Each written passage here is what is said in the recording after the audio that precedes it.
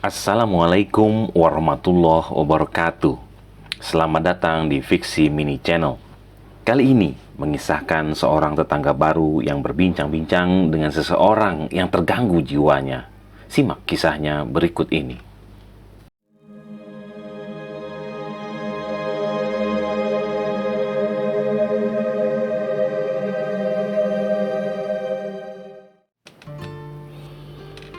Secangkir kopi tanpa gula.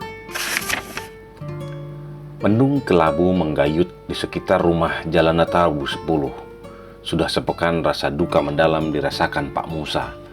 Ia telah ditinggal istri yang sangat dicintainya, serta telah sekian lama menemani dirinya dalam suka dan duka mengarungi kehidupan dunia. Mari kuceritakan tentang sesuatu, nak. Rahasia yang kupendam bertahun-tahun lamanya. Pak Musa tiba-tiba mengajakku duduk di ruang tengah rumahnya yang klasik.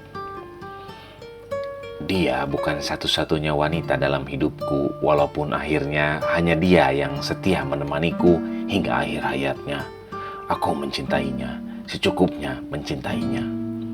Pak Musa mulai bertutur. Pak Musa pernah menikah sebelum dengan ibu? Tanyaku menanggapi pernyataannya.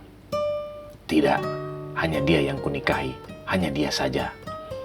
Aku mencintai beberapa yang lain sebelumnya, dan itu lebih besar dari cintaku padanya. Tapi jangankan memilih dan mendekati mereka, untuk memperhatikan saja aku canggung. Kesanggupanku terbatas, ruang yang luas dan waktu yang terbatas. Pak Musa melanjutkan. Saya tak memahaminya, Pak, kataku pada Pak Musa. Pak Musa tersenyum lalu menuangkan kopi hitam panas dari teko bening ke dalam 2 cangkir kosong di atas meja, lalu melanjutkan kisahnya. Nanti kamu akan mengerti. Saat seusiamu aku juga tak pernah merasakan hal ini.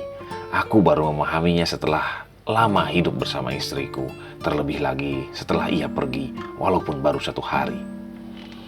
Bagaimana caranya, Pak? Tanyaku penasaran. Pak Musa nampak tak cukup serius menanggapi pertanyaanku. Disesapnya kopi yang masih panas dan menyebarkan wangi harum khas hopi pilihan. Beberapa detik ia berpikir, lalu seperti menerawang ke langit-langit, ia pun melanjutkan bicaranya panjang dan lebar. Kali ini ia mengisahkan pertemuan dengan wanita idamannya tanpa diduga dan disangka-sangka. Ia mengira itu pintu perjodohannya yang kedua setelah 3 tahun menikah dengan istrinya. Namun, kembali Pak Musa menyatakan bahwa hatinya sudah terpaut dan kecanggungan serta kejengahan yang membuatnya menarik diri dari cinta yang sebenarnya. Dan ternyata semua itu hanya kepalsuan. Jika aku benar-benar mencintainya, pasti aku mengejarnya sampai mati. Dan ia pun akan memperhatikan isyarat-isyarat yang aku berikan kepadanya sejak dahulu. Pak Musa lalu menyulut rokok yang sejak tadi dimainkannya saja. Aku masih mendengarkan kisah Pak Musa yang kelihatan sehat dan bugar di usianya yang ke-85. Giginya masih terlihat berbaris rapi kekuningan karena kopi dan rokok.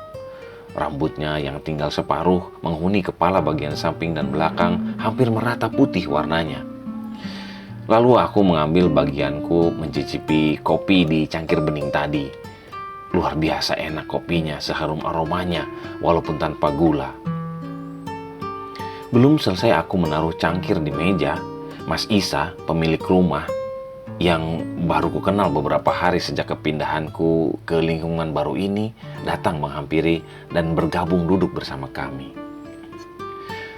Loh, Mas Wahyu sudah lama ngobrol sama Bapak?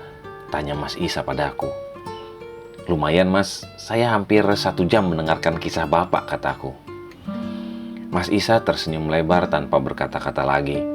Ia lalu mengajak bapaknya untuk masuk ke kamar beristirahat. Sekembalinya dari kamar, Mas Isa hanya menggeleng-gelengkan kepala dan berkata, sudah 10 tahun terakhir Bapak sering bercerita, tapi tak seperti kenyataannya. Sejak kecelakaan mobil yang mengakibatkan amnesia akut. Mohon maaf ya, Mas Wahyu. Senyumku pada Mas Isa saat itu mungkin senyum terkejut yang pernah kumiliki. Aku pun tak bisa memastikannya, terungkap begitu saja. Tak kuduga, Ternyata aku baru saja berbicara dengan orang yang sedang terganggu jiwanya. Ini hanya tinggal menghabiskan secangkir kopi tanpa gula dan ampas yang masih tersisa saja.